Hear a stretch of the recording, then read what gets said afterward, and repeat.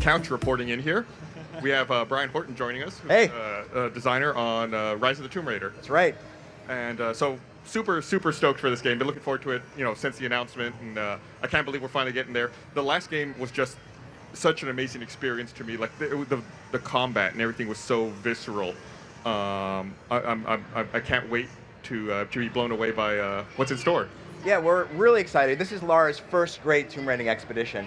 The last game was about survival, and we still have that tone, but Lara's proactively seeking out these remote, dark, hostile places in the world.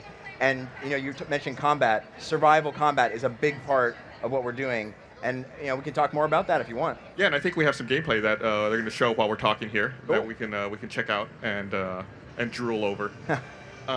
So this, from what I gathered from this.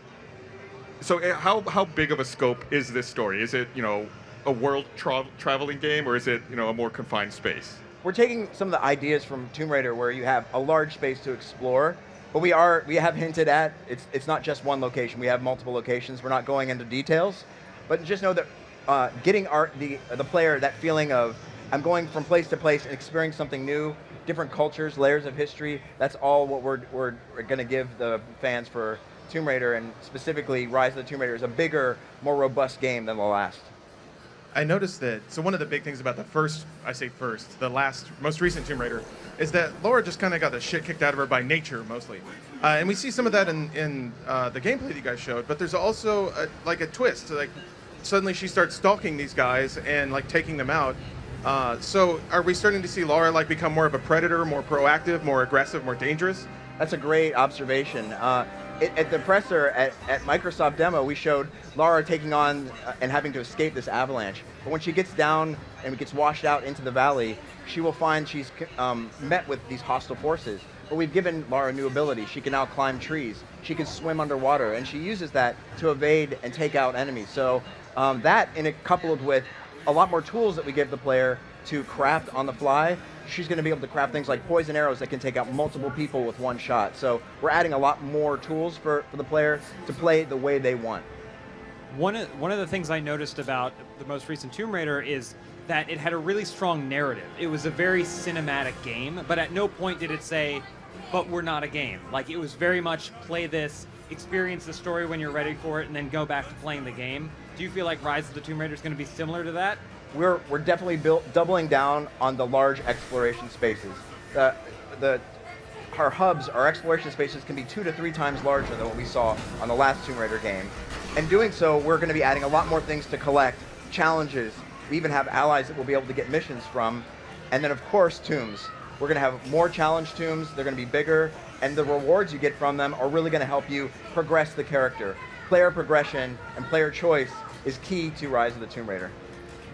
I also saw in the post gameplay sizzle reel, you see Lara wearing her tank top with her cargo pants. Yeah. Are we going to see her basically become the Lara Croft we saw in the original Tomb Raider? Is she making that transition in this game?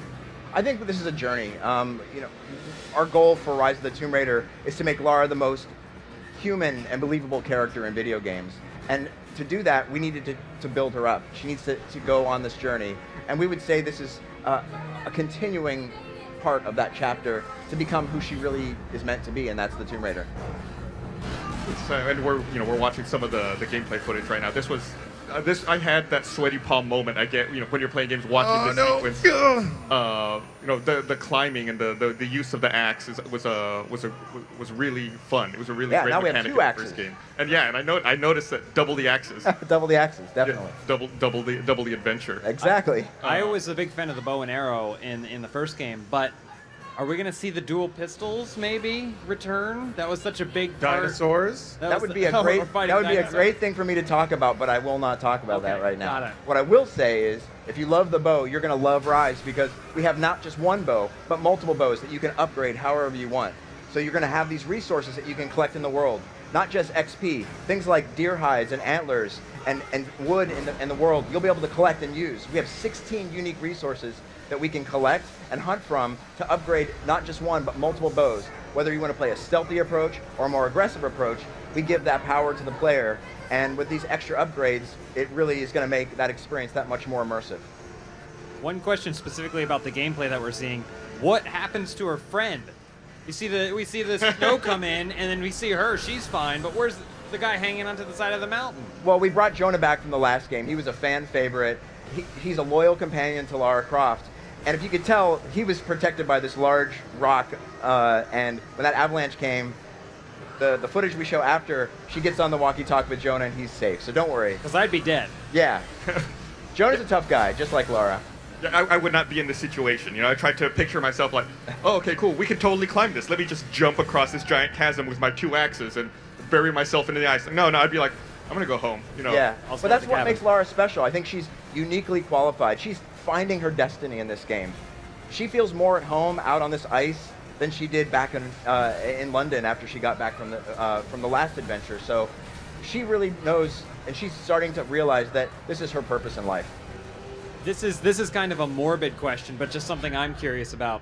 The last game had really unique deaths. If you made a mistake, like if you made a decision at the wrong time, you saw the consequences very graphically. Is that coming back for this?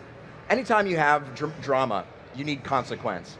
So of course, we're going to bring back the idea of if I have a big Siberian grizzly bear and you don't play correctly, there is going to be a pretty gnarly result. My wife definitely watched me play through the last game, and there were a few sequences where, you know, she watched me fail and go through a death sequence, and she would look at me and go, "What are you playing? You know, what is this? Like, it's all right. I didn't do something right. I messed up. That was my fault."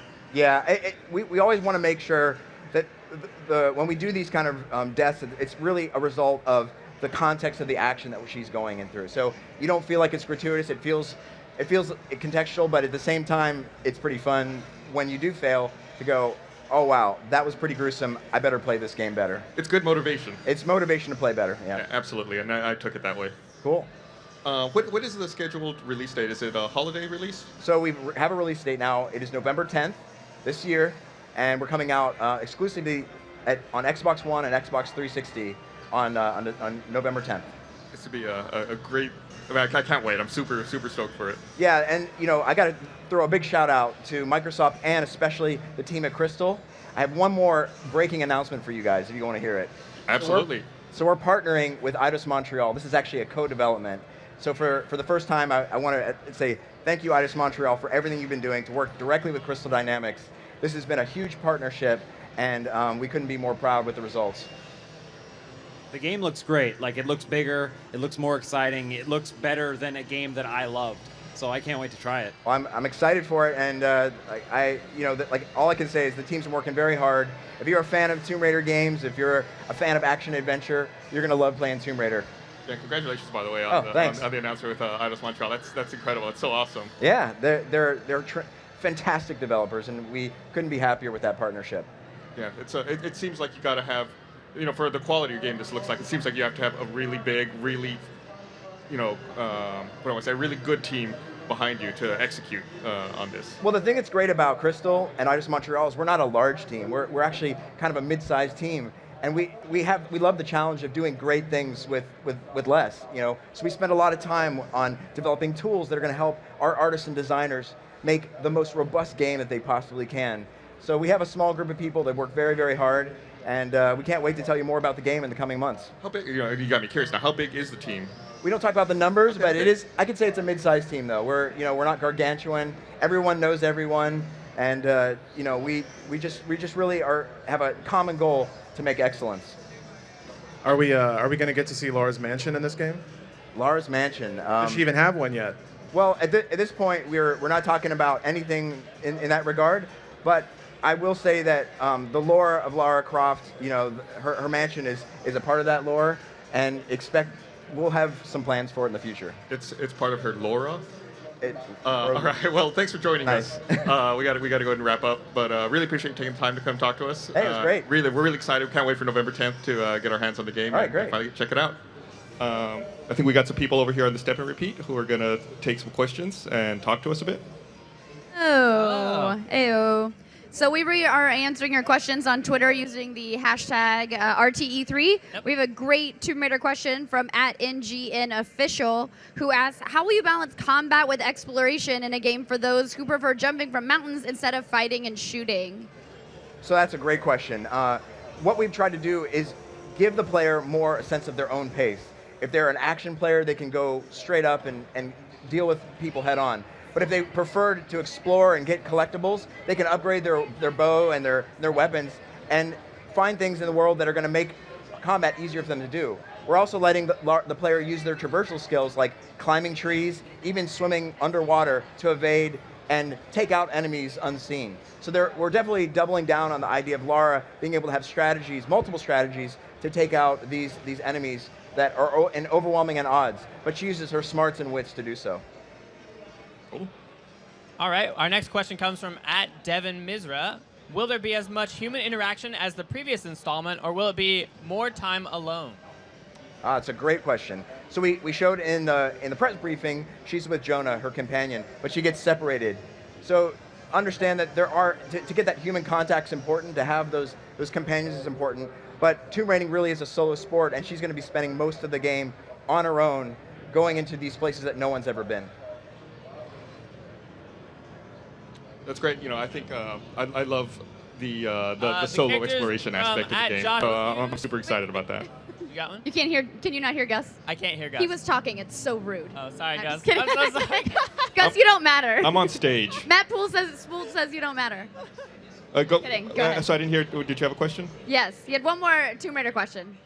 @Joshua Growthrough was asking, the characters look so much more lifelike. Can you talk about some of the new graphical enhancements?